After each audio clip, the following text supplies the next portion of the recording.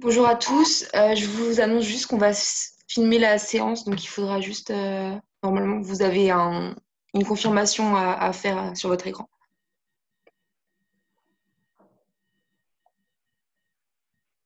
Très bien.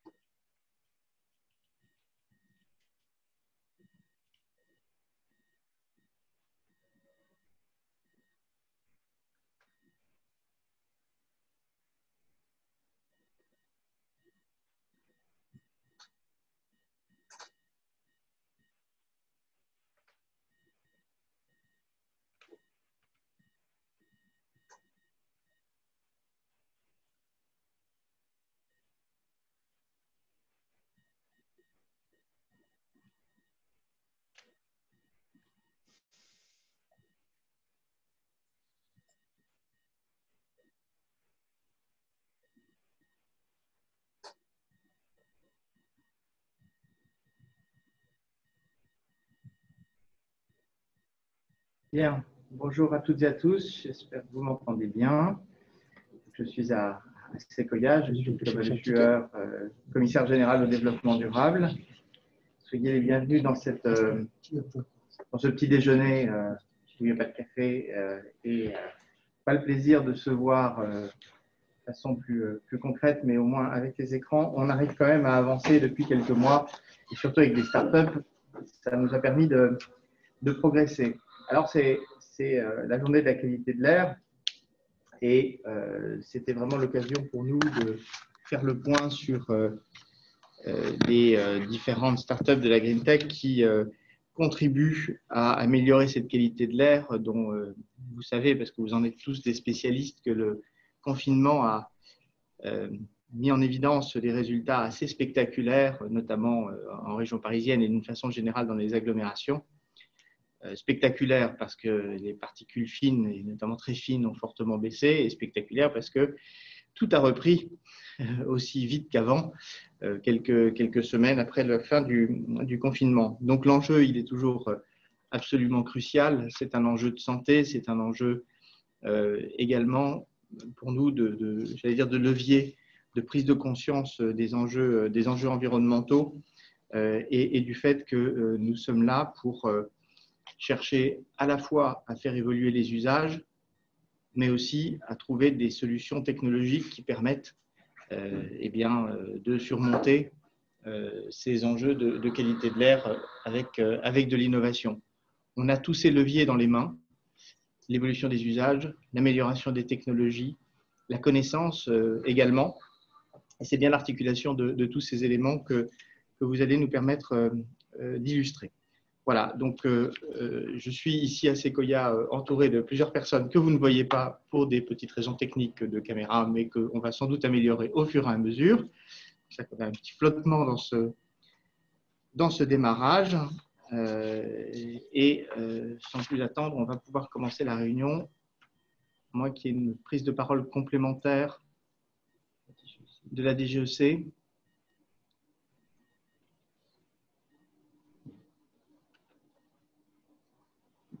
Bonjour, Grégorien Bureau de la qualité de l'air. Allez-y, allez-y.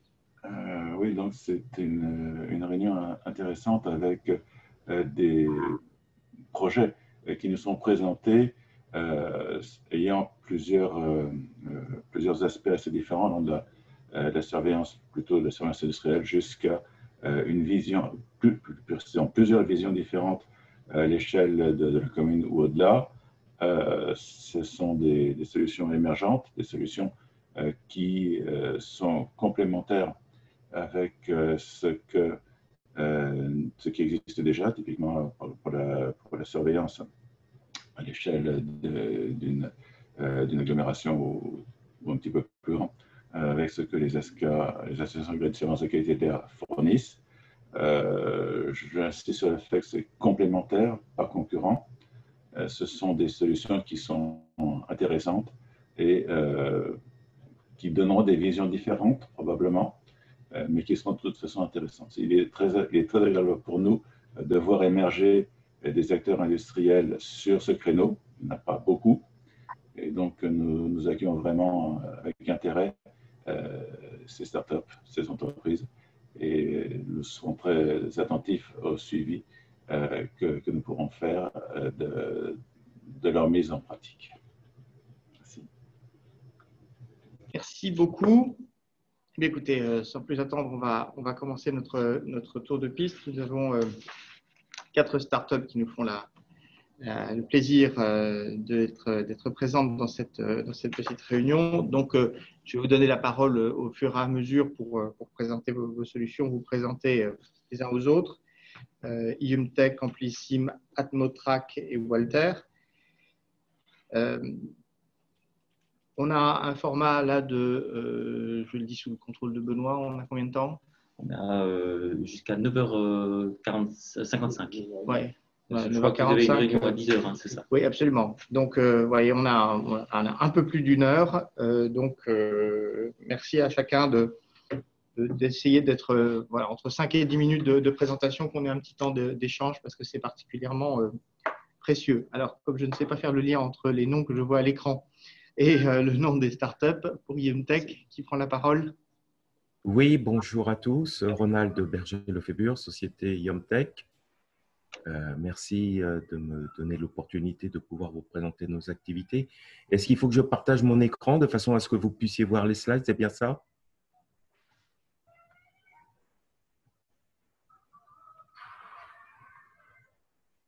Oui, allez-y.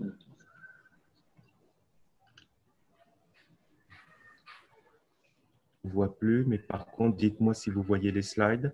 Ça y est, oui, ça apparaît. Ça apparaît. Très bien. Bon, alors juste un petit détail technique. Je vois de temps en temps effectivement apparaître que mon réseau est instable. Donc, excusez-moi pour l'absence de…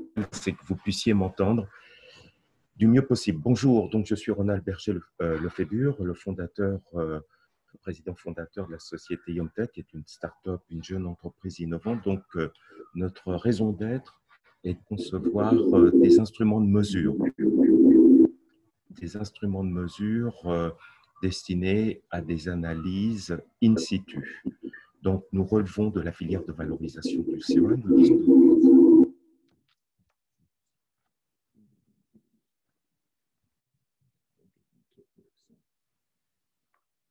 Vous voyez sur votre gauche l'instrument TX1000 en novembre 2018. Alors, pour entrer dans le vif du sujet, en ce qui nous concerne, nous soutenons un projet, le projet Medusa, qui a pour objectif d'analyser certains atomes et en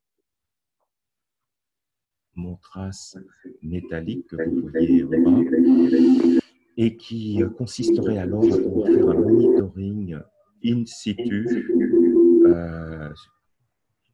J'ai parfois un petit écho.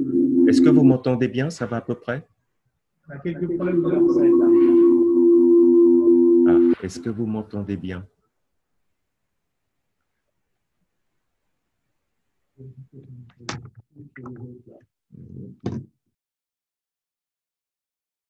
Des métaux lourds pour des émissions industrielles. Voilà le projet Medusa. Alors, en fait, ça va plus loin. Nous, on considère qu'aujourd'hui, on part d'un constat très simple, c'est que les industriels, les collectivités territoriales, locales, les parties prenantes sont à la recherche d'informations temps réel in situ, que ce soit en amont, si on regarde un aspect de contrôle de matières premières, lorsqu'on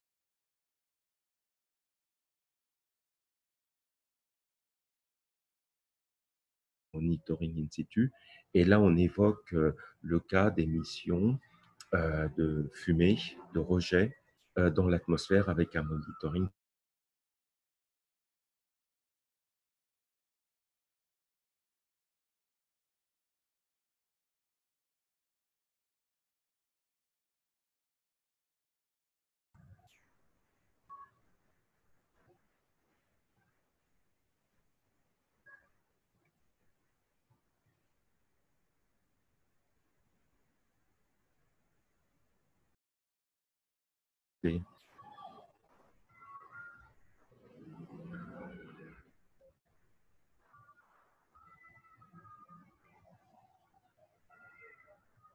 Est-ce qu'il y a quelqu'un qui peut me faire signe? Vous m'entendez?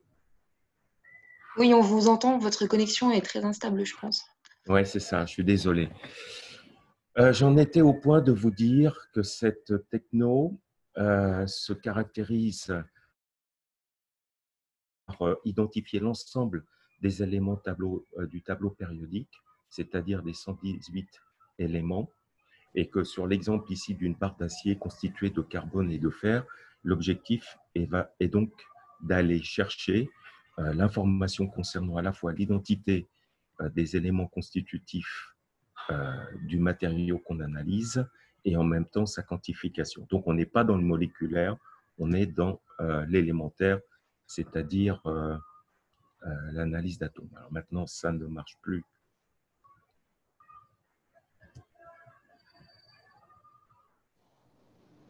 Vous ne parvenez pas à changer d'écran, c'est ça? Je n'arrive pas à passer à la slide suivante. Ouais.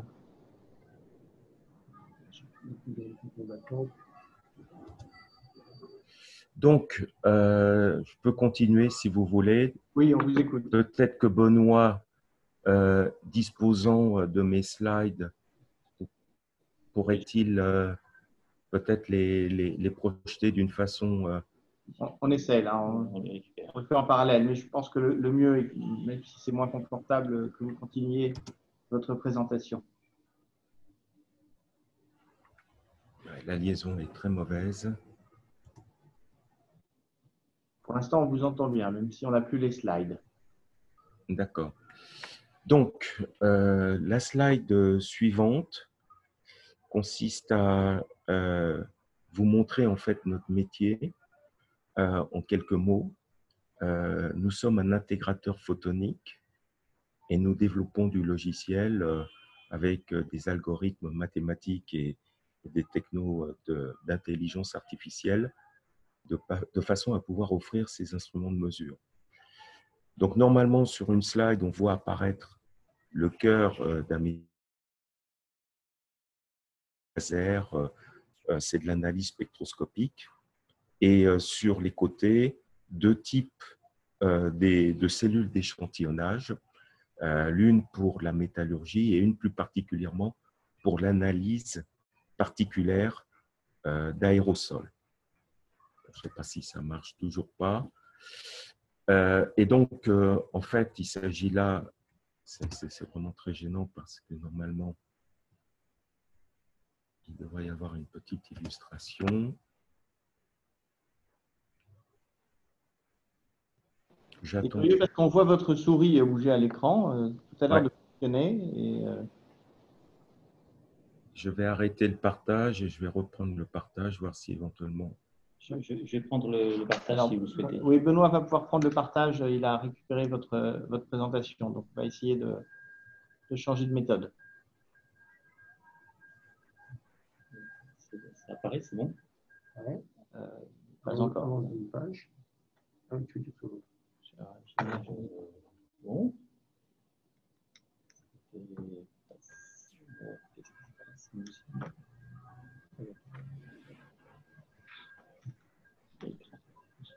Alors, on retente le partage d'écran depuis Sequoia. Je fais les commentaires, on est un peu à la radio.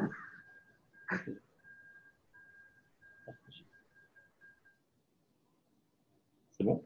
Voilà, là, le partage d'écran fonctionne, semble-t-il. Et donc, il faut qu'on avance un peu dans la présentation. Voilà. C'était la page 4. Donc, Benoît, voilà.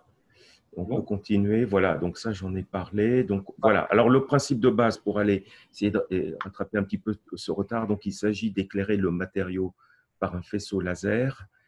Et lorsque la matière va se désexciter, elle va émettre de la lumière. Et cette lumière sera l'identité chimique du matériau éclairé. Slide suivant. C'est bon? Oui, il va le faire là. Ça y est. Eclipse. Voilà. Donc, cette technologie, en résumé, elle est multi-élémentaire, aucune préparation d'échantillons, elle est en réel et elle permet donc des analyses in situ. Slide suivante. Voilà l'exemple que je voulais donner. Donc, au centre, je ne rentre pas dans les détails, j'ai décrit un petit peu notre métier. D'échantillonnage qu'on voit en haut à droite, qui permettra de faire précisément du monitoring in situ temps réel d'émissions de fumée industrielle, par exemple. Et lorsque l'on comprend un tout petit peu le principe de base de cette techno, on voit qu'un faisceau laser vient éclairer le matériau et que ce matériau soit solide, liquide ou aérosol, l'opération peut être effectuée. Par contre, pour les nanoparticules, on ne les voit pas. Donc, il existe aujourd'hui un brevet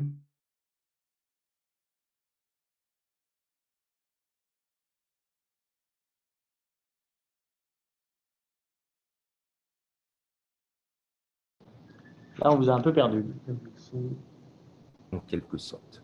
Donc, voilà le principe de base de ce monitoring in situ. Slide suivante, s'il vous plaît.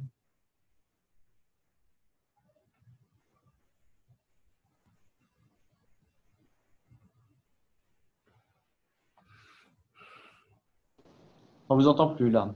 Oui, j'attends la slide suivante pour l'instant. C'est les points clés là qu'on a à l'écran. Voilà, c'est ça, on arrive au point clé. Allez-y. Moi, je ne les vois pas. Ah oui. Donc, je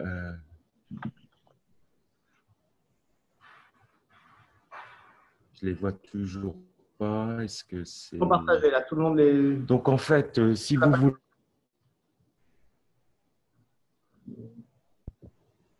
En perspective, les points clés, en ce qui nous concerne aujourd'hui, nous avons une maturité technologique qui se situe aux alentours d'un TRL de niveau 3-4.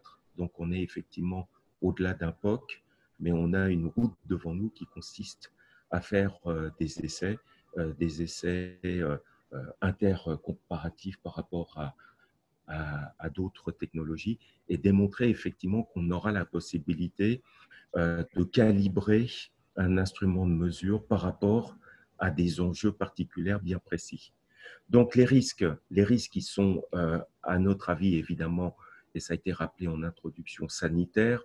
Donc, je ne vois toujours pas la slide, mais il existe évidemment un certain nombre de constats sur lesquels je ne vais pas revenir. Mais en résumé, le message, si j'en avais un aujourd'hui, ça serait de dire comment fait-on aujourd'hui? Aujourd'hui, en fait, la norme, les réglementations s'appuient sur des mesures de concentration en masse avec des technologies qui ne sont pas forcément en temps. L'objectif, ça serait de changer de paradigme et de faire en sorte qu'on puisse avoir des mesures de concentration en nombre. Et c'est ce que nous proposons au travers du projet Medusa.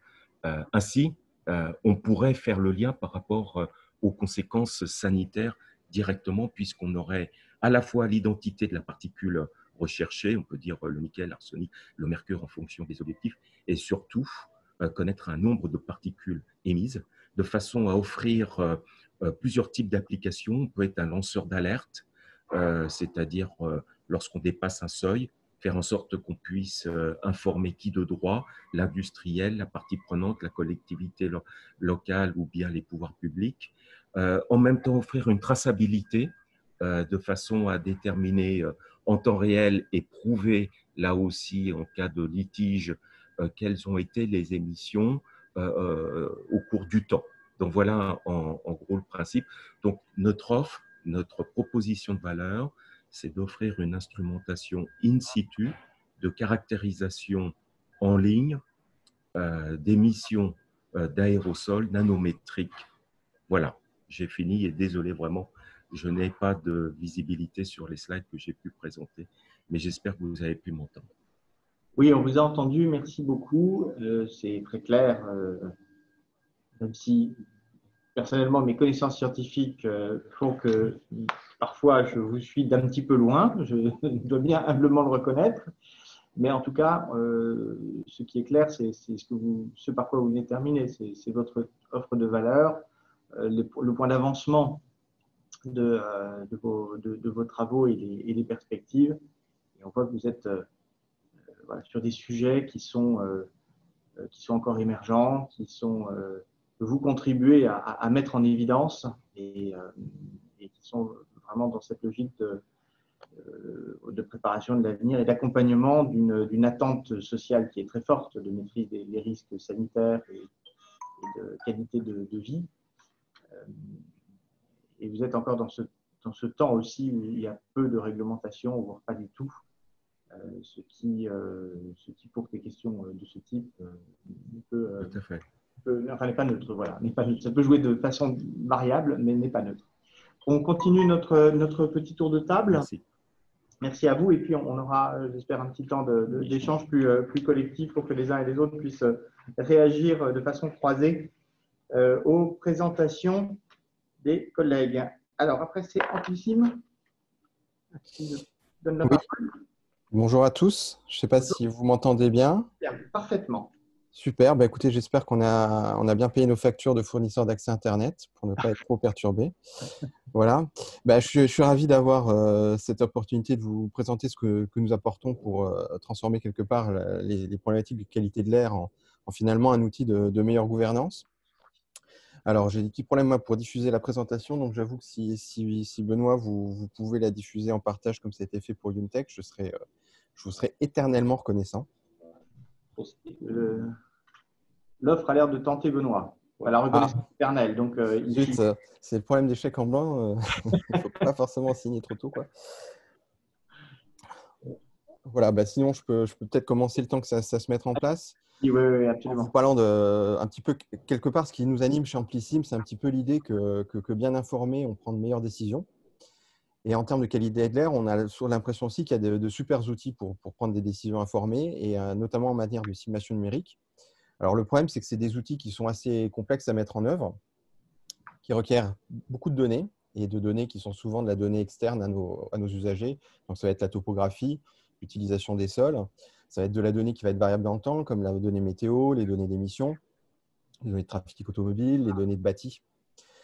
Et en plus de ça, donc au-delà de la complexité intrinsèque du procédé, c'est aussi quelque chose qui est complexe à mettre en œuvre parce que le cycle de mise en œuvre est généralement assez long, puisque traditionnellement, ça se passe par une boucle qui se fait une contractualisation avec un bureau d'études spécialisé, donc avec un cahier des charges, une mission, une restitution, éventuellement des avenants, etc.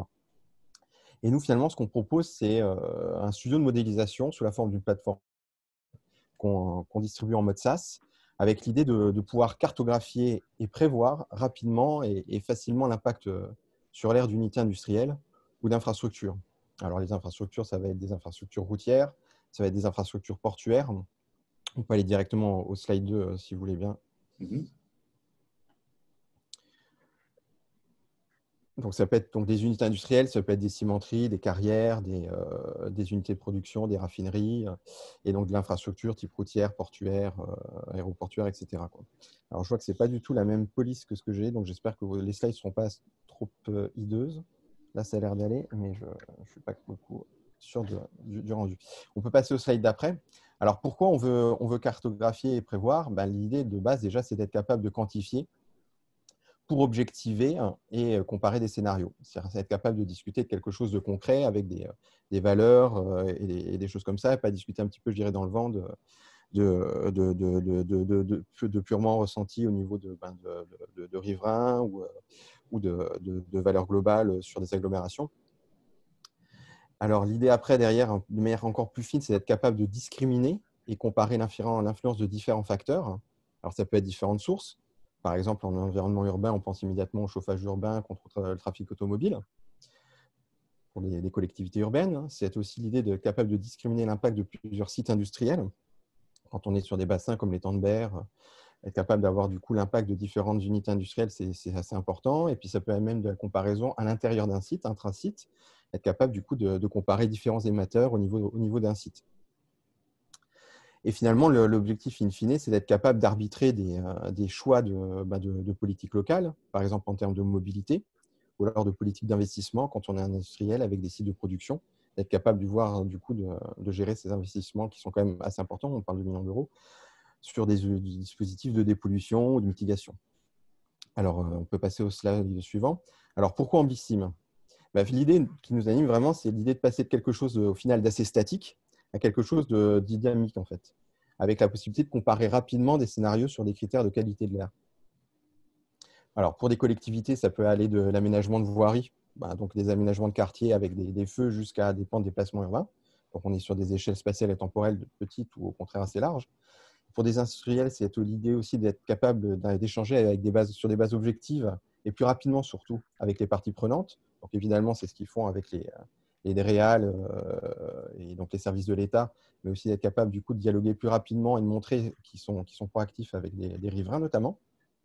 Et le dernier volet, c'est pour des BE de réaliser plus rapidement et surtout avec une meilleure qualité leurs études d'impact. On peut passer au slide suivant si vous voulez bien. Alors, comment tout ça fonctionne? Non, je n'ai pas fini sur le slide d'avant, pardon. On a quand même 10 minutes, je peux un petit peu plus commenter. Le deuxième aspect, c'est qu'on peut automatiser, ce qui peut l'être évidemment. Alors, l'automatisation, ça va du suivi au jour le jour de sites ou de qualité de l'air en ville, de pollution rue par rue. Donc, ça va être du coup la capacité à ingérer du coup des données qui remontent du terrain, donc des données de mesure typiquement, de la météo, des données d'émission. Et donc, être capable du coup de réactualiser chaque heure, par exemple, une cartographie avec un horizon glissant prévisionnel, donc à, par exemple 6, 12, 24, 48 heures. Donc, d'être capable d'avoir une anticipation à 1-2 jours sur l'impact sur l'air en fonction des prévisions météo. Et le deuxième aspect, ça va jusqu'à l'automatisation de bilan annuel. C'est-à-dire que comme on est capable de faire ça en suivi, on est capable aussi d'agréger tous ces résultats heure par heure et de produire des moyennes annuelles, des percentiles, des journées de dépassement, des heures de dépassement, des choses comme ça.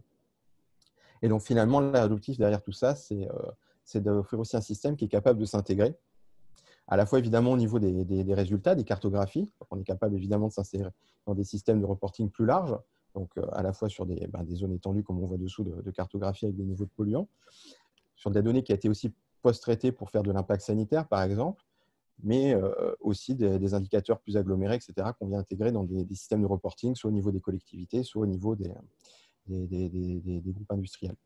Et ça peut aller même jusqu'au déclenchement de situations dans des cas accidentels. C'est-à-dire qu'on a des capteurs qui viendraient détecter une émission accidentelle et on pourrait déclencher automatiquement, donc pas seulement sur les sorties, mais également sur les entrées, donc déclencher automatiquement des modélisations pour être capable d'avoir une anticipation sur les directions de panache et des choses comme ça. Et c'est un sujet qu'on va proposer typiquement dans le cadre, il y a un appel startup dans le cadre de Copernicus en ce moment. Alors, slide suivant, s'il te plaît, Benoît. Comment tout cela marche? En fait, basiquement, il s'agit d'une plateforme qui articule à la fois l'exploitation intelligente de données. Donc, on a vu qu'on avait besoin de beaucoup de données. C'est le problème, je dirais, c'est la malédiction de la modélisation environnementale, la topographie, le bâti, les émissions, les brins de trafic et tout ça. Donc, beaucoup de données. Du calcul intensif, parce qu'évidemment, derrière, il y a des machines qui tournent pour être capables du coup de faire de la modélisation. Et ensuite, des modèles qui sont là pour simuler à la fois la météorologie et puis aussi la dispersion de polluants. Donc, c'est un petit peu… Et je crois qu'en plus, en France, on a une vraie chance sur cet aspect-là parce qu'on a une excellence de la filière de mathématiques appliquées et du coup, on dispose d'énormément d'outils de simulation, quoi. Alors, ce fonctionnement, ce process, finalement, il est articulé aussi en 3 étapes. Une étape de mise en données sur laquelle on fait gagner énormément de temps à nos usagers parce qu'on a plein de problèmes de projection, de format informatique de fichiers, de rééchantillonnage en espace ou en temps des données. Donc, ça va être changement de résolution spatiale ou changement de résolution temporelle. La partie mise en calcul, où nous, on va déployer ça sur de l'infrastructure, cloud ou haute performance. Et ensuite, sur la partie exploitation des résultats, où on fait un petit peu, je dirais, le symétrique de ce qu'on fait sur la mise en données. On est capable de recontextualiser les résultats produire des cartographies, aller décroiser ces valeurs de concentration, par exemple avec de la donnée tiers, comme de la donnée population, pour être capable, par exemple, de faire de l'impact sanitaire. Donc, au final, dans un contexte, je dirais, de digitalisation forte, d'industrie 4.0, d'IoT et de production finalement pléthorique de données, ce qu'on apporte, au final, c'est une plateforme qui transforme des flux de données, le vent, la température, le trafic automobile, les émissions, en de l'information qui est exploitable au niveau de la qualité de l'air pour la prise de décision. Alors, on peut passer au slide d'après.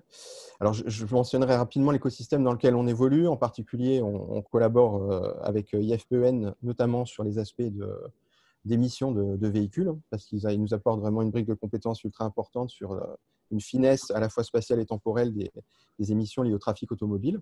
On collabore aussi de manière régulière avec le CEA sur les aspects risques civils et visualisation, avec le CNRS sur des problématiques de calcul parallèle.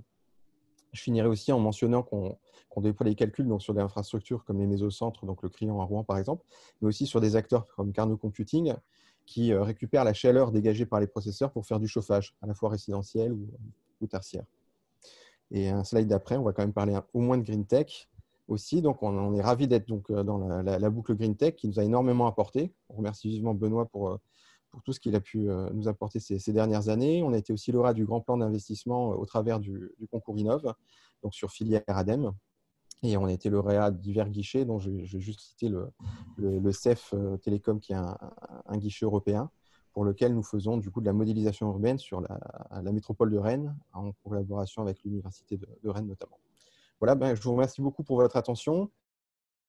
Je serais ravi de répondre à toutes les questions que j'espère vous pourrez avoir sur ce qu'on fait, et je serais vraiment ravi de pouvoir vous répondre. Merci à tous. Merci beaucoup pour votre présentation et et pour la dynamique que vous avez lancée à travers votre plateforme. Je pense qu'il faut qu'on continue les présentations parce qu'il y a des échos, il y a des résonances entre ce que les uns et les autres font. Et d'ailleurs, sans doute aussi parce que je ne suis pas suffisamment spécialiste, mais comme je vois qu'il y en a beaucoup qui sont autour de la table virtuelle, et j'en profite d'ailleurs pour saluer ceux qui nous ont rejoints au fur et à mesure des présentations. Et comme je vois qu'on a notamment les experts qui sont là, qu'on a les opérateurs, les entrepreneurs dans les échanges, que justement les nuances et les différences de positionnement des différentes startups qu'on entend ce matin puissent faire l'objet de commentaires ou d'interrogations des uns et des autres. Je précise, pour ceux aussi qui nous ont rejoints, qu'on enregistre l'ensemble des échanges, non pas pour vous les ressortir dans 10 ans en fonction de l'évolution de chacun, notamment ceux qui seront devenus des licornes, mais tout simplement pour pouvoir remettre ça sur notre chaîne YouTube et réutiliser ça dans les prochaines semaines. Alors, on poursuit avec Atmotrack. Qui parle pour Atmotrack? Très bien, c'est moi. Alors, allez-y, vous avez la parole. J'essaie de partager du coup mon écran directement. Donc déjà, merci beaucoup de nous laisser l'opportunité effectivement de nous présenter. Et puis, comme vous l'avez dit, je pense que c'est une vraie opportunité aussi pour nous de montrer la complémentarité des startups en fait, dans la Green Tech verte, puisque je vois qu'avec, pour rien vous cacher, on ne travaille pas encore avec Complicim ou avec Walter, mais effectivement, on est tous dans cette mouvance de à la fois aller trouver des mesures où elles n'existent pas, et puis, je pense, de se focaliser sur les usages, puisque c'est quelque chose qu'on a tendance à oublier dans les milieux techno, de qui va réussir à utiliser nos données ensuite pour améliorer les choses. Je vais essayer de faire un peu moins la pub d'Atmotrack et puis de vous parler un petit peu de la vision et de pourquoi on a créé l'entreprise. Donc pareil, pour rien se cacher, on est parti du constat plutôt sur la Chine qu'à l'époque, donc en 2010, quand on a créé l'entreprise, il n'y avait pas assez de mesures en fait, sur ce qui se passait dans la ville. Et en rentrant en France autour de 2014, c'est les premiers grands titres de journaux sur l'apocalypse. Et c'est un petit peu de ça qu'on est parti. Et donc du constat que peu importe le pays, le régime ou la politique locale et même le déploiement de la filière, en tout cas depuis 2014, il n'y avait pas encore assez de mesures sur le terrain. Et on était souvent en incapacité de répondre aux gens, de savoir ce qui leur inspirait, à la fois chez eux, mais aussi sur leur lieu de travail. Et donc, on a créé Atmotrack autour de cette mission de mesurer là où il n'y a pas de mesure. Pour ce faire, on a créé, entre autres, des microcapteurs comme celui-ci qu'on va installer sur des véhicules ou sur des bâtiments. Et l'idée, c'est d'être un peu un hybride entre ce qui existait déjà à l'époque, donc les bureaux d'études qui allaient faire des missions sur le terrain pour mesurer la qualité de l'air, et puis des réseaux, notamment les ASCA, ou des réseaux même européens ou plus grands, qui n'ont pas forcément de points de mesure puisqu'ils sont réglementés partout. Donc nous, on a voulu faire quelque chose un peu hybride avec des microcapteurs qui ont une certaine fiabilité quand même pour être capable d'être exploités, notamment dans des modélisations atmosphériques. Mais aussi, et je pense que c'est plus un focus qui est chez nous dans l'usage, être en capacité de répondre aux collectivités sur la question qui revient tout le temps de qu'est-ce qui se passe sur mon territoire à moi et au plus près de mes citoyens. Donc, on a créé ces microcapteurs qui sont un peu déployés aujourd'hui partout et qui viennent en fait être un outil supplémentaire au réseau de surveillance. C'est un des grands pans de notre mission, c'est qu'un microcapteur en soi, il ne vaut pas grand-chose dans cette mission de mesurer sur le territoire. Par contre, le fait de les faire agir en réseau, en grappe, c'est là où on change tout et on est capable de couvrir un territoire relativement conséquent, à peu près sur toutes les heures de la journée et de voir comment la pollution va évoluer, comment les émissions évoluent. Pour vous donner un exemple, on a eu des missions notamment à Grenoble et à Lyon. Et autant on ne voit pas, il y a eu un incendie à Lyon, on n'a pas vu forcément le départ de feu. Donc sur la sécurité civile, on n'est pas encore à ce point-là. Par contre, on a pu voir sur les relevés des capteurs qui se baladaient avec les bus, là où est tombée la fumée quelques kilomètres plus loin et quelques heures après. Et donc ça, typiquement, ça vient en complémentarité des réseaux, des simulations qui sont déjà sur le terrain et qui permettent de dire, voilà, il y a un feu à tel endroit, quelle est la zone à évacuer potentiellement pour les fumées. Et ça, notamment sur le risque industriel, c'est relativement important. Donc, encore une fois, le mot-clé pour notre innovation, c'est vraiment la complémentarité, pas seulement des capteurs, mais aussi des modèles et de la modélisation. Et typiquement, aujourd'hui, Atmotrack, donc effectivement, c'est quelque chose qu'on oublie un petit peu, mais on est aussi présent en extérieur sur les bâtiments physiques. On fait des mesures en intérieur, même si ce n'est pas notre cœur de métier, parce qu'une fois qu'on mesure la qualité de l'air ou certains composés, que ce soit en intérieur ou en extérieur, ça reste intéressant. Et puis, notre grande valeur ajoutée, c'est effectivement la mobilité. Et pourquoi la mobilité? C'est qu'on est toujours parti du constat qu'une station fixe, ça coûte relativement cher. Donc, si on multiplie les points de mesure et que ces points de mesure ont la capacité de se déplacer, on couvre rapidement et avec un budget limité le plus de territoire possible. Et notre focus aujourd'hui, et ce qui est important aussi, c'est qu'on a une boîte donc, qui a 5 ans d'existence, on a une dizaine de salariés et on est déjà présent à l'international, notamment dans des phases avec l'ADEME ou avec l'AFD, puisque la mission pour nous de la filière française de la qualité de l'air, elle ne s'arrête pas au territoire français. Je pense que c'est des choses que vous avez entendues au ministère, mais effectivement, on est très regardé en Europe sur ce qu'on fait en France, aussi bien au niveau des startups que des acteurs un peu plus installés. Et puis à l'international, on a pu le voir, nous on intervient notamment en Afrique ou en Amérique du Sud, qui sont des régions où il n'y a absolument pas de réseaux de mesure nationaux, qui n'ont pas la chance d'avoir les ASCA comme on peut avoir en France. Et là, les solutions de microcapteurs, de modélisation deviennent cruciaux pour leur mission de réduire la pollution, d'informer leurs citoyens et donc vraiment de contextualiser la qualité de l'air chez eux. Ça, c'est technique sur ce qu'on mesure, mais je pense que c'est le plus important. Un des gros travaux aussi qu'on a, et mon collègue Amplici en parlait, c'est effectivement les données. Aujourd'hui, je pense qu'il y a eu il y aurait peut-être une place à prendre pour le ministère pour essayer d'uniformiser les données et les formats de données. Mais aujourd'hui, les grands problèmes qu'on rencontre, ou en tout cas des grandes peurs des collectivités, c'est d'avoir des formats de données qui sont complètement différents et toutes les collectivités, notamment les plus petites, n'ont pas de data officer ou d'open data officer, donc de personnes à même de comprendre et surtout de demander un format de données particulier. Donc voilà, nos données sont toujours accessibles, nous, sous forme de tableau de bord, mais qui est très simple, mais qui permet d'avoir une vue à un instant T du réseau. Et puis surtout aujourd'hui, via une API, donc nos partenaires et clients récupèrent les données directement chez elles et sont capables donc de les exploiter en temps réel sur leurs propres outils. Et comme l'ADN de la boîte AtmoTrack est effectivement autour de l'usage et de la technique, on a aussi des missions exploratoires qu'on se donne, notamment sur comment restituer l'information qui est complexe de qualité de l'air auprès du citoyen ou auprès on va dire du non-expert, du kidam moyen. Et donc typiquement sur la ville d'Antony, avec, je crois, l'implication d'AirParif. Je ne voudrais pas m'avancer parce que c'est moi qui ai géré le dossier. Mais effectivement, on s'est posé la question à la fois comment on peut mesurer la qualité de l'air sur une ville comme celle d'Antony, et aussi de restituer auprès des citoyens un niveau d'information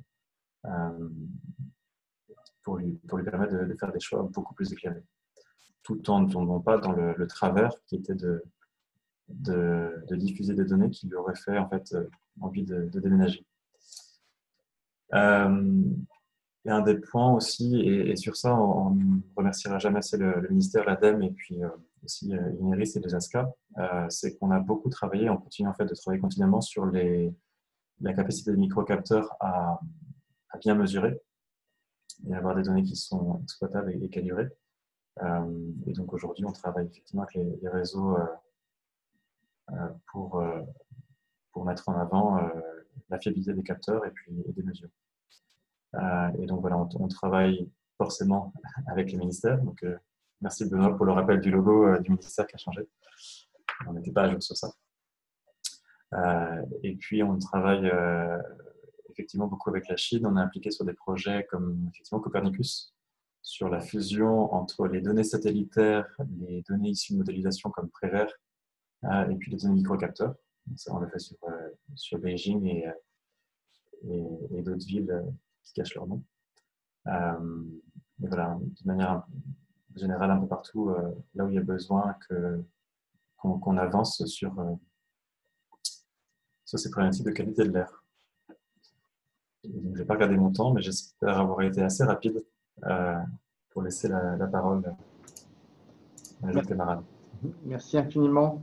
On fera ce temps d'échange dans quelques minutes. Il y a des demandes de prise de parole qui ont commencé et c'est très bien.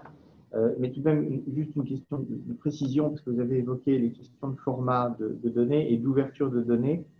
Oui. Votre question, c'est un format qui soit ouvert ou c'est deux questions distinctes et cumulatives? Est-ce qu'il y a une interopérabilité des formats existants ou c'est surtout le fait que les données soient librement accessibles à tous, votre point? Oui, effectivement, je vois. Il y a en fait, dans votre question, effectivement, et dans ma proposition, il y a sans doute deux parties. La première, c'est sur l'open data ou non open data. Et ça, nous privés, on laisse totalement le choix aux collectivités, puisque certaines collectivités qui ne veulent pas d'open data, et on le voit aussi en fonction des régions, même les ASCA. Est-ce qu'il faut que tout soit ouvert? Je ne suis pas sûr, à partir du moment où, pour nous, ça peut créer plus de crainte et de peur que ce qu'on essaie de résoudre.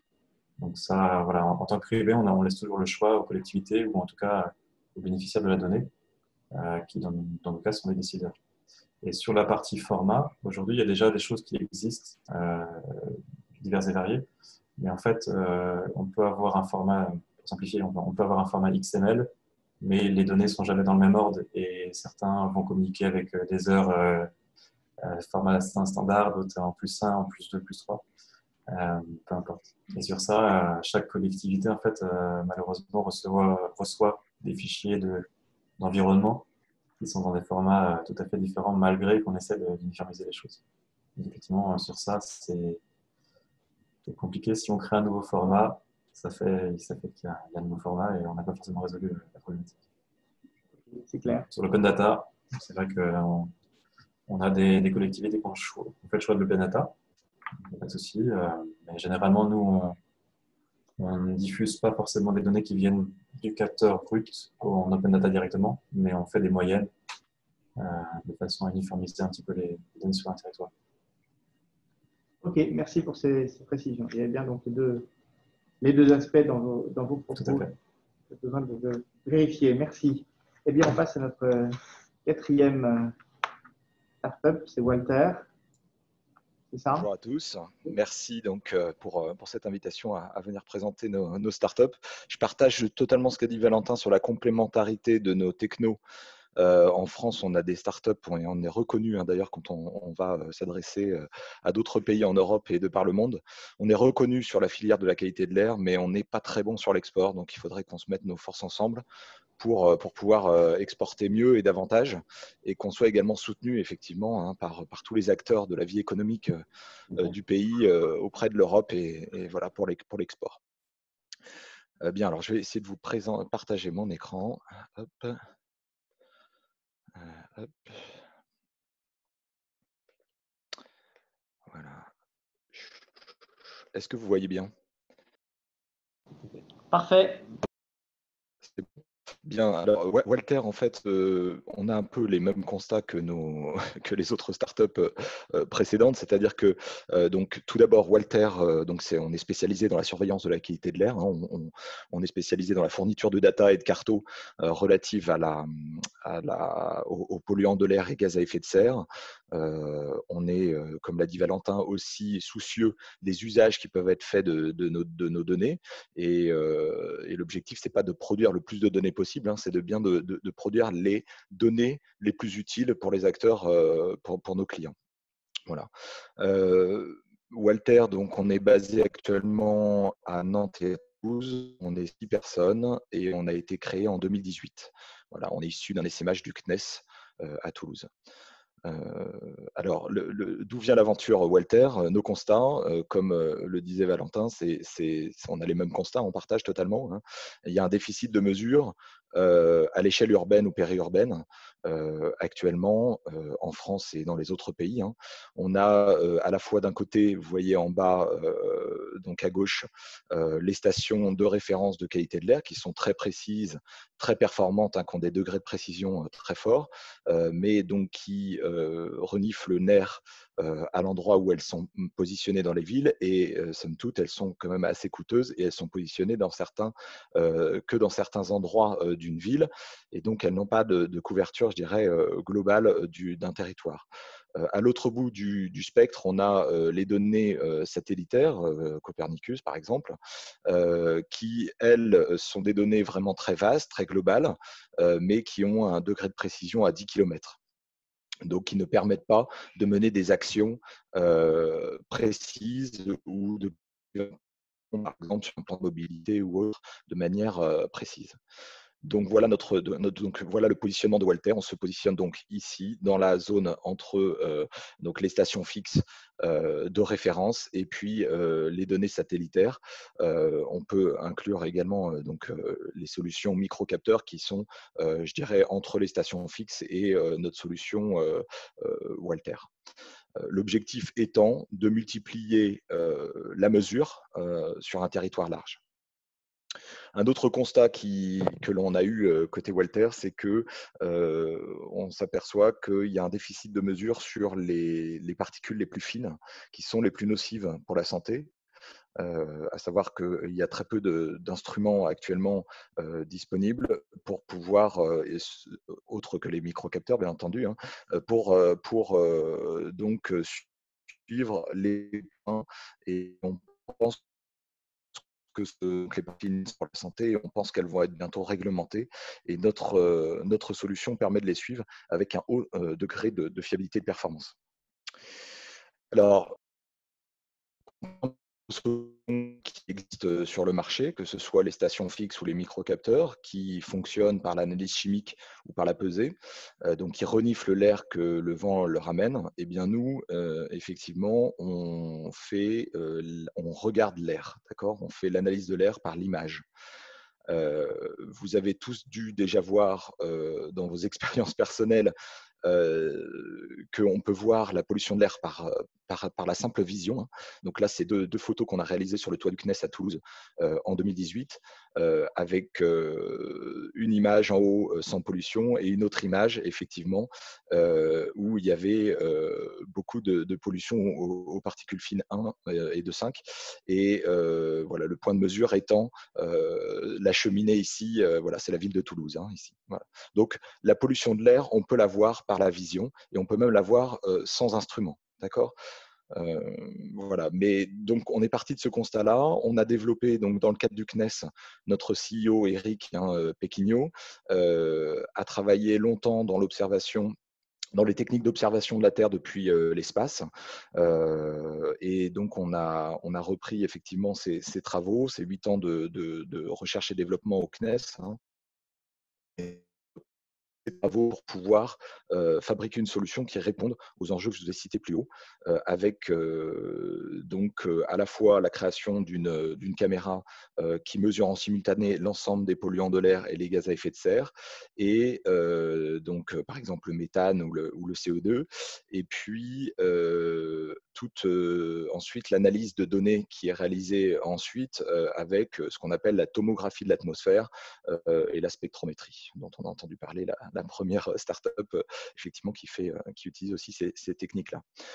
Précision réglementaire, c'est très important, c'est-à-dire qu'en fait, on se positionne, notre technologie a une performance réglementaire, d'accord ? On est d'ailleurs affilié avec le JRC et la FNOR pour évaluer notre technologie et pouvoir la faire certifier afin de vraiment démontrer la capacité de mesure et de fiabilité de mesure. On a été donc lauréat du iLab 2019. Ça nous a permis effectivement de compléter les développements voilà, qui restent en cours. On a un premier réseau expérimental en cours de déploiement à Toulouse dans le cadre d'un projet LIFE donc sur l'île du Ramier qui vise à revégétaliser une île avec la description d'un parc des expositions. Et donc voilà, donc on a sur ce projet européen pour suivre effectivement les impacts sur la pollution de l'air des travaux qui vont avoir lieu et de la revégétalisation sur une période longue, puisque c'est une période de 5 ans. Voilà.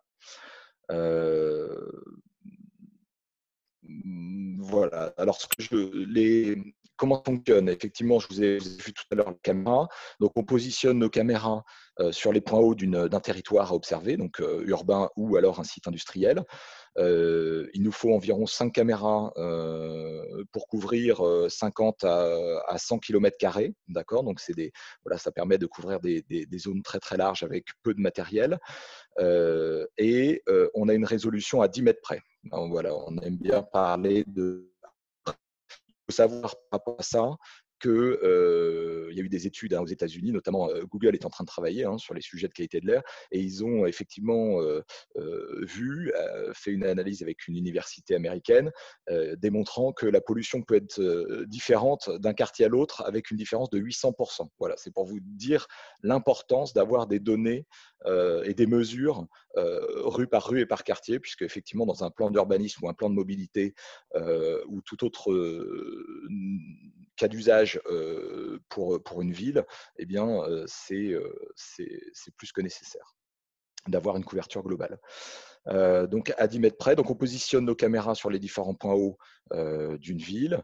On vient capter la lumière du soleil sur ces différents points hauts. Les caméras bougent verticalement et horizontalement, d'accord ? On croise les lignes de visée et on obtient des images, d'accord ? Une mosaïque d'images que l'ensuite on analyse et pour lesquels on va faire de la spectrométrie, c'est-à-dire qu'on va aller chercher les différentes concentrations de polluants sur chaque image en fonction, donc chaque polluant a une caractéristique de lumière et donc on vient effectivement récupérer les marqueurs de lumière de chaque polluant qui nous permet de construire des cartos, et en plus on fait de la tomographie. La tomographie, c'est ce que vous avez dans le médical. Lorsque vous passez dans un scanner médical, vous êtes entouré d'une batterie d'imageurs qui viennent reconstituer votre corps en 3D. Ben là, on fait la même chose avec l'air, c'est-à-dire qu'en fait, on arrive à avoir des cartographies en 3D, donc avec une vision de 0 à 20 mètres, avec des strates en fait, de polluants sur toute la hauteur et la longueur. Voilà. On a également ensuite une intelligence artificielle dans notre service, dans notre data, qui permet, à partir des images, d'aller plus loin. C'est-à-dire qu'on est capable de caractériser les sources d'émissions, d'accord, et on est capable de voir les dispersions de panache de pollution. Dispersion de panache de pollution, confère Lubrizol, hein, voilà, où effectivement on peut voir où se déplacent les polluants sur une zone large et ainsi avoir peut-être, par exemple en termes de cas d'usage, des mesures de confinement de quartier ou autre. J'en ai fini. Voilà. Hop, je remets le micro. Bien, merci. Ça va nous permettre d'avoir un temps d'échange plus large. Là, on a un quart d'heure, peut-être 20 minutes. Donc, tant mieux. Merci à chacun d'avoir été clair et néanmoins concis. Alors, j'imagine bien que l'investissement dont vous faites tous preuve fait que vous seriez prêts à en parler bien davantage. Mais on poursuit nos échanges. Je vais proposer, vu que un représentant de Météo France qui souhaitait porter une question. Vincent Guidard. Oui, bonjour. Donc, je me présente. Je suis responsable de l'équipe de modélisation et d'assimilation pour la composition atmosphérique et la qualité de l'air à Météo France côté recherche. Et c'est pas forcément une question pour Amplissime, c'est peut-être une question pour vous tous. C'est comment se situent les travaux d'Amplissime par rapport aux travaux de modélisation qui existent dans les ASCA, qui existent à l'INERIF, qui existent, que le ministère demande à ces établissements en cas de risque industriel, etc. Et puisque j'ai du mal à voir la complémentarité, je vois plutôt la redondance.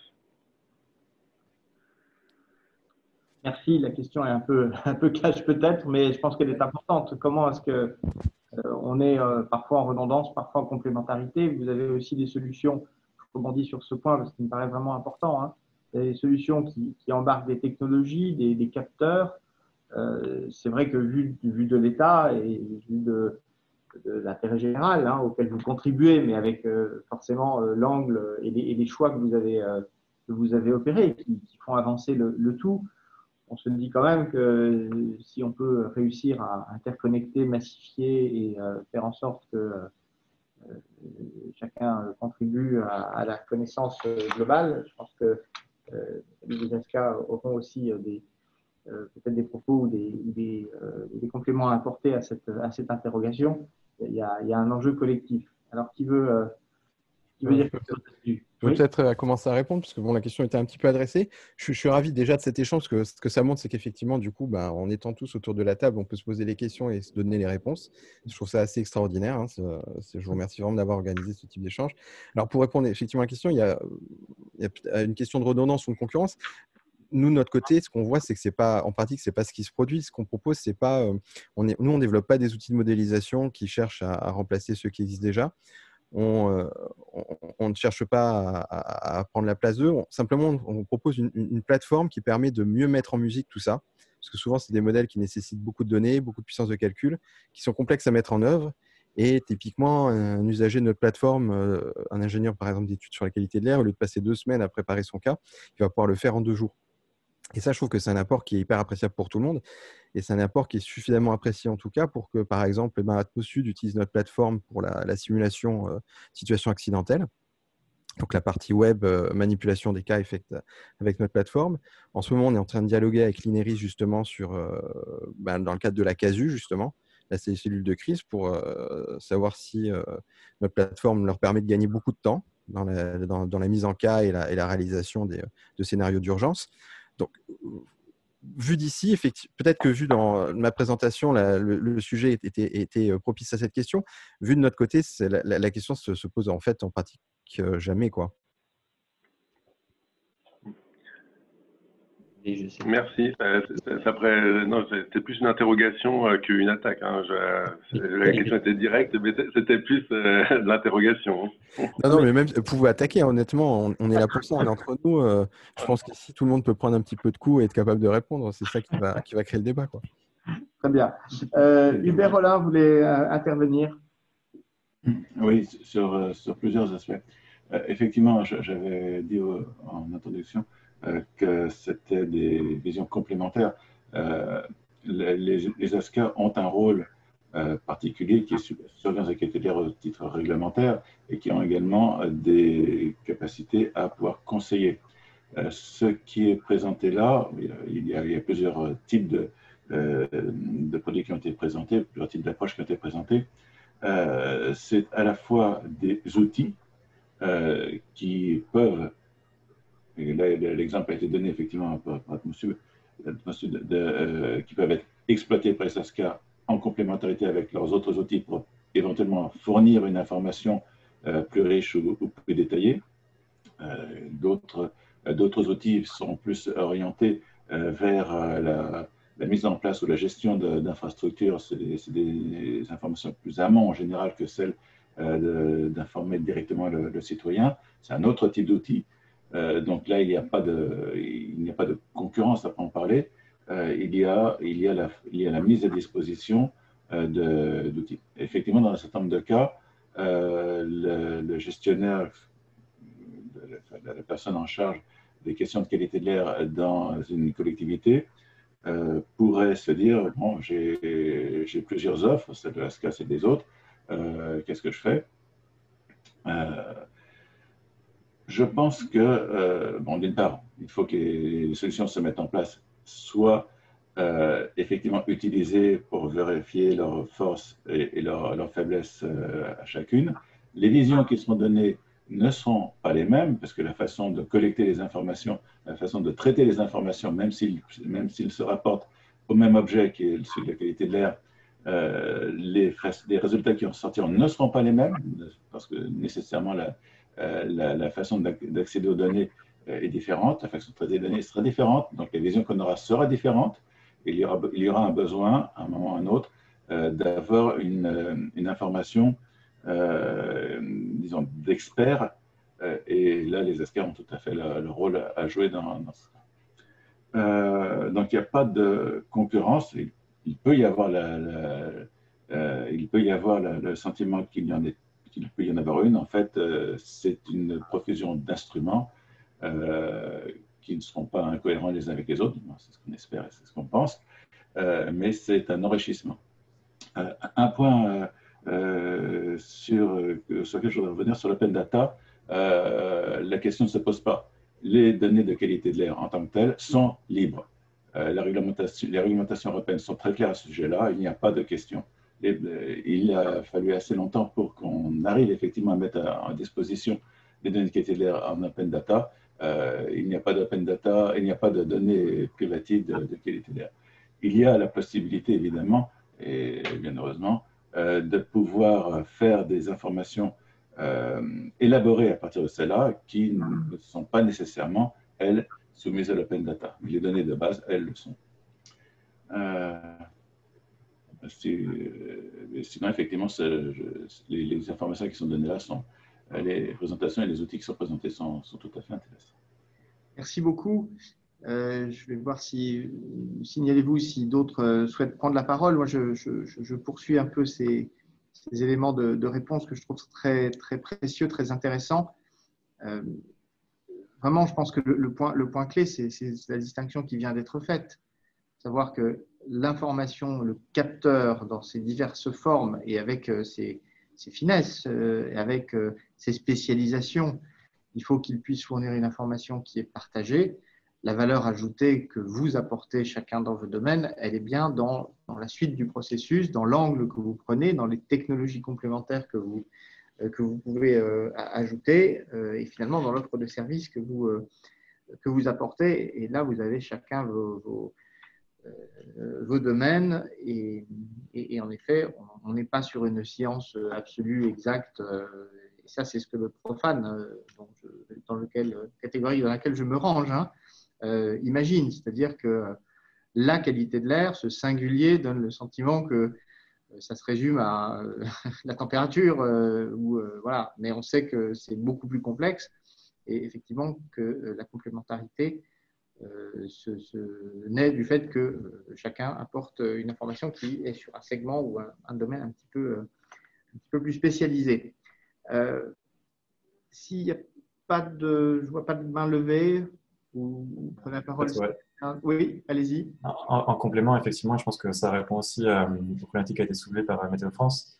C'est qu'on ne fait jamais tourner un seul modèle pour prendre des décisions importantes sur la qualité de l'air ou sur la météo ou les inondations. Et pareil, on ne ferait jamais confiance à un seul capteur pour avoir une donnée absolue. Et ça, si ça représente ce qui se passe techniquement, que tous les ingénieurs feraient, c'est aussi, je pense, le point de vue et la position des collectivités. Aujourd'hui, elles sont perdues. Il y a une pléthore d'offres. Malheureusement, c'est souvent, in fine, les grands groupes, qu'ils soient américains ou chinois, qui vont finir par gagner cette question de la Smart City et de la ville durable. Mais oui, aujourd'hui, les collectivités, elles ont besoin d'être guidées sur des acteurs qui sont complémentaires. Et je pense que plus personne ne fait confiance, que ce soit une start-up ou une institution, plus personne ne ferait confiance à une entité qui dirait « moi j'ai la solution à tout et voici votre plan air-climat et faites-moi confiance ». Donc la complémentarité et le jeu en équipe, je pense que c'est le plus important et c'est, en tout cas sur le terrain, là on a plus de réponses. Ce n'est pas encore le cas sur les grandes collectivités qui ont tendance à faire moins confiance aux gens qui ont moins de 40 ans, ce qui est souvent le cas dans les startups. Mais voilà, les petites collectivités, les collectivités moyennes, les agglomérations de communes, c'est des gens qui sont plus à même de prendre un peu de risques et donc de faire plus confiance à une start-up qui travaille avec une SK plutôt que de faire confiance à soit un très grand groupe ou aux Américains ou aux Chinois. Donc la complémentarité, il n'y a pas de redondance et c'est le jeu en équipe qui doit prévaloir. Merci. On est dans des logiques aussi effectivement d'approximation et de vision croisée. Alors justement, moi j'avais une interrogation qui s'adresse à tous et à aucun en particulier, mais je faisais référence à ce choc qu'a été le confinement et cette variation forte et brutale de certaines émissions. Est-ce que vos modèles ont su appréhender, enfin vos modèles, vos calculs, vos outils, ont su appréhender cette variation? Est-ce que ça vous a apporté quelque chose en termes de consolidation ou de mise à l'épreuve finalement de vos outils confrontés à une variation très, très forte et peut-être hors des scopes, des ranges prévus ou habituels? Ou est-ce qu'au contraire, ça vous a permis de constater que les calculs, les systèmes permettaient aussi de fonctionner dans ce contexte très particulier? Je ne sais pas qui a envie de réagir à ça. Une question vraiment très, très ouverte. Côté Walter, je vais juste dire que notre premier système était en cours de déploiement à Toulouse. On ne peut pas répondre à cette question. Voilà. On n'avait pas de système opérationnel à cette date-là. On reconfinera dans quelques mois pour… Non. Oui, ben voilà. Ce qu'on a vu, c'est notamment c'est le directeur de la data sur Grenoble qui en parlait. C'est qu'au-delà de l'aspect politique, le tracking de personnes fonctionne très peu pour savoir pour la stop Covid et autres. Par contre, ce qu'eux cherchent maintenant, c'est les grappes de population sensibles qui seraient plus exposées à la pollution et qui seraient plus sensibles à des problématiques pulmonaires. Et ça, je pense que l'ensemble de nos outils, de pouvoir dire, non pas sur un territoire qui fait des centaines de kilomètres carrés, mais sur une agglomération, il y a tel ou tel quartier qui a plus de risques d'avoir des populations sensibles et ou qui vont développer des symptômes plus importants. Nous, on a eu beaucoup plus de questions sur cette partie-là, et beaucoup plus d'intérêt, pas forcément sur on se moquait de la qualité de l'air avant et on veut de la qualité de l'air maintenant, mais plutôt sur aidez-nous à identifier les zones sensibles à l'intérieur de notre agglomération. Et ça se fait aussi en complémentarité avec les ASCA ou avec des modélisations ou de toute façon dans les micro-capteurs. Benoît veut intervenir. Oui, juste, Benoît Stucler, oui, je voudrais juste revenir sur les enjeux de ces innovations. Ces innovations sont assez majeures,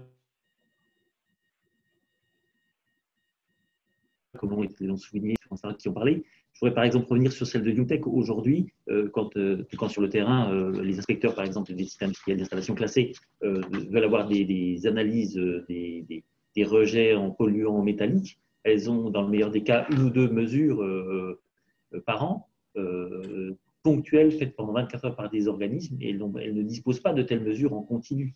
Donc les analyses que propose UNTech vont… Aujourd'hui, on est capable, on doit quasiment faire des corrélations entre les émissions de poussière et les émissions de métaux sans connaître les variations fines de ces paramètres. Et l'innovation de UNTech est vraiment majeure pour mieux appréhender les évolutions des pollutions des sites industriels. Celle d'Atmotrac qui démocratise ces micro-capteurs, ça va changer beaucoup de choses. Enfin, toutes ces 4 innovations, en tout cas, éclairent, vont avoir un impact significatif. On voit bien le développement que connaissent déjà les entreprises Atmotrac. Vous l'avez bien, Valentin, tu l'as bien exprimé. Donc, c'est quelque chose qui, dans les années à venir, et tu as raison de le souligner, il est important de prendre maintenant des positions, de faire avancer ces innovations, non seulement au niveau national, comme tu l'évoquais, Valentin, mais aussi à un niveau international. Ça ne se passera pas qu'au niveau français, le développement de ces innovations. Cette réunion est donc peut-être aussi importante pour pouvoir effectivement échanger entre vous et travailler ensemble pour développer votre… Justement, j'en profite. Effectivement, on rencontre quand même en tant que start-up travaillant sur le domaine de l'évaluation de la qualité de l'air, sur l'outillage de mesure. Effectivement, on s'est rendu compte donc, que la réglementation européenne non seulement portait sur le besoin de mesure, mais également indiquait les moyens de mesure, donc les cabines de référence notamment. Ce qui empêche finalement tout autre acteur qui aurait une mesure à hauteur réglementaire comme celle qu'on peut proposer, de pouvoir en tout cas démontrer sa performance et effectivement démontrer ses avantages et pouvoir effectivement répondre à ce besoin réglementaire. Donc voilà, c'est aussi un message qu'on voulait passer côté Walter, c'est que voilà, on aimerait bien que qu'il y ait une réglementation, c'est très bien, mais qu'on mette les moyens de mesure dans la réglementation. On trouve ça un petit peu gênant pour des startups comme les nôtres, et dans d'autres pays c'est la même chose, je pense, pour ensuite pouvoir développer, donc par exemple nous, l'analyse par capteur optique. Voilà. C'est bien, le message est passé. Très bien. On arrive à la fin de cet échange. Je ne voudrais pas néanmoins qu'on se sépare sans que ceux qui n'ont pas eu l'occasion de prendre la parole, s'ils le souhaitent, disent un mot, qu'il n'y ait pas de regret. Non, pas d'autres prises de parole. Bon, écoutez, alors, merci infiniment de votre participation ce matin. C'était pour moi très éclairant et je crois que vous portez des enjeux qui ne vont cesser de se développer, dont la sensibilité, parce que c'est un enjeu sanitaire, un enjeu de la vie quotidienne et un domaine dans lequel la connaissance progresse. D'ailleurs, vous y contribuez, mais la connaissance des conséquences sanitaires progresse rapidement et du coup les inquiétudes qui vont avec, et donc savoir, c'est indispensable quand on est inquiet. Donc il y a un enjeu de politique publique et de sensibilité sociale qui est croissant. Donc merci infiniment de votre engagement, de votre génie créatif, de votre sens de l'innovation. Merci à tous ceux qui sont autour et un peu tels des faits ou en tout cas des acteurs qui peuvent utiliser ces innovations. Je pense notamment aux ASCA, je pense aux administrations, je pense aux opérateurs qui travaillent dans ces secteurs et qui étaient présents ce matin. Merci à tous d'avoir été là. Nous aurons un nouvel échange sur d'autres sujets de start-up, sur d'autres risques qui sont des risques naturels. Donc le 14 octobre, c'est bien ça. Et donc, merci à ceux qui étaient là ce matin et peut-être que certains d'entre vous seront aussi présents avec nous le 14 octobre. En tout cas, vous êtes les bienvenus. Merci et très bonne journée.